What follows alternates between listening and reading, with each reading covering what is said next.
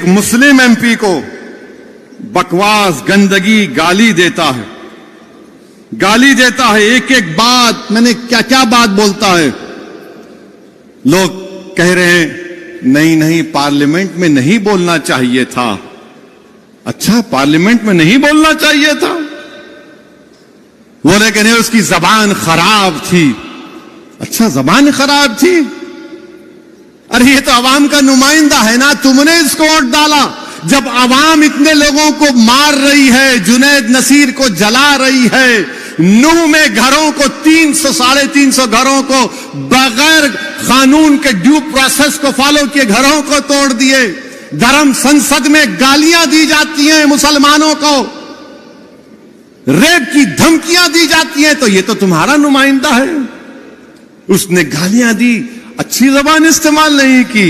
उस बीजेपी के एमपी ने, अरे वो तो गोडसे की बात कर रहा था, वो नाकाबिल कबूल है।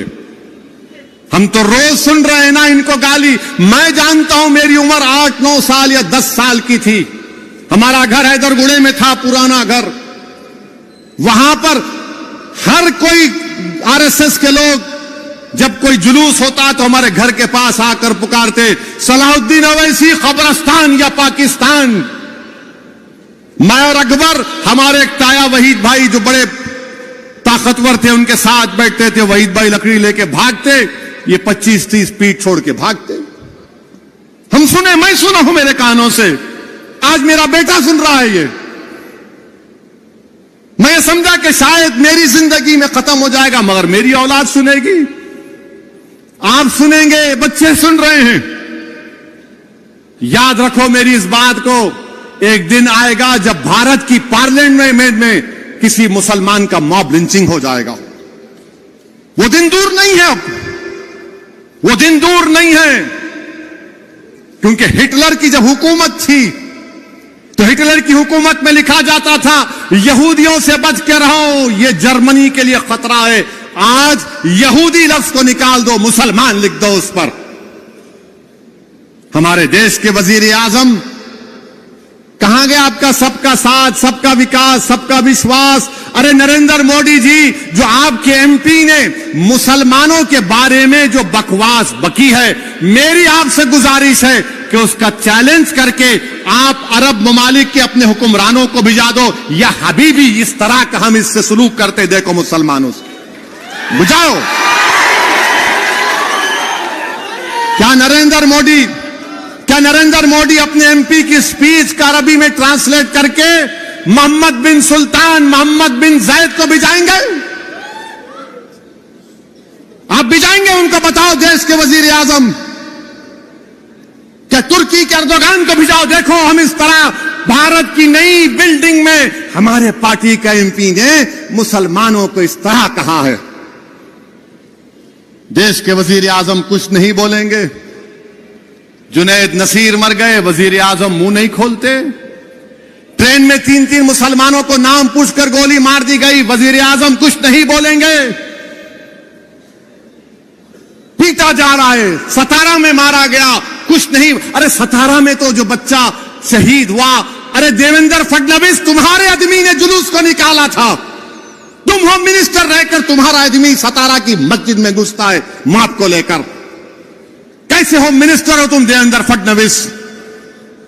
मगर हमारे वजीर आजम ने इस मुल्क में एक माहौल को पैदा कर दिया कि नफरत करो और राज करो, नफरत करो वोट हासिल करो,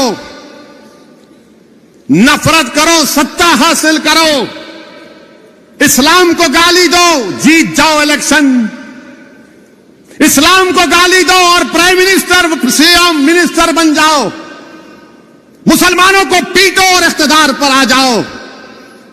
अरे ये कब तक चलेगा नफरत? ये याद रखो, ये नफरत खत्म अगर नहीं हुआ, ये जो आग लगा रहे नफरत की आग, याद रखो ये नफरत की आग में सब आ जाएंगे। हम मरने से कभी नहीं डरे, ना कभी डरेंगे इंशाअल्लाह ताला। हम अल्लाह के नाम पर जीते और अल्लाह के नाम पर मरने वालों का नाम मुसलमान है। मगर इस मुल्क का क्या होगा? इस देश का क्या होगा जिसको हमने अपने खून पसीने से सींचा, जिसको अल्लामा फजल खैराबादी ने अपनी कुर्बानियों से आजाद किया। इस मुल्क को आजाद कराने के लिए हमारे उलमाए कराम ने जिहाद का फतवा दिया।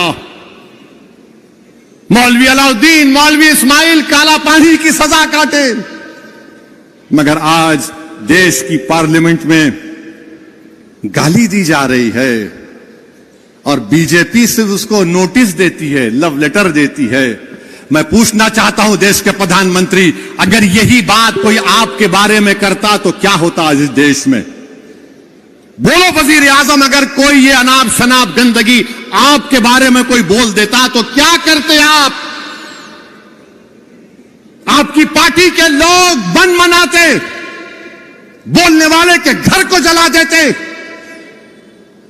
खामोशी इसलिए है क्योंकि गाली मुसलमान को दी जा रही है, सन्नाटा इसलिए है क्योंकि मुसलमान